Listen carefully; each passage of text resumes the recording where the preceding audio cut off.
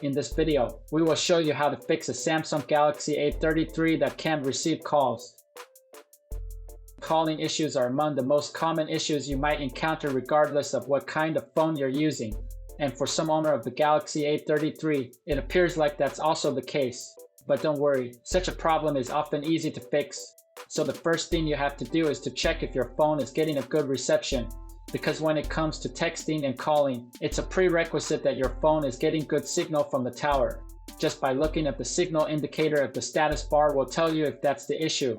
So if your phone isn't getting the signal it needs, then going to an area where you know can give you good reception. You might also want to restart your phone to refresh its memory, as that often fixes issues like this. Just swipe down from the top of the screen with 2 fingers and then tap the power icon. Once the power menu shows, tap power off and confirm you want to reboot your device. Once you've done that, try calling your own number from another phone to see if it can now receive calls. Because if still not, then what you need to do next is to reset the network settings.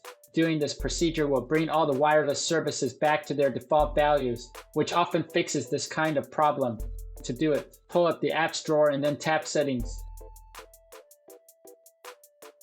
Scroll all the way down and then tap General Management.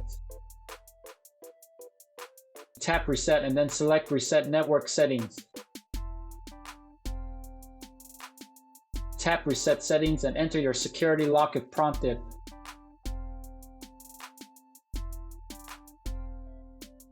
Now tap Reset to finally reset the network settings of your phone. After doing that, try to see if you can now receive calls or even text messages, because if still not, then it's probably an issue with your account, especially if you have a good reception.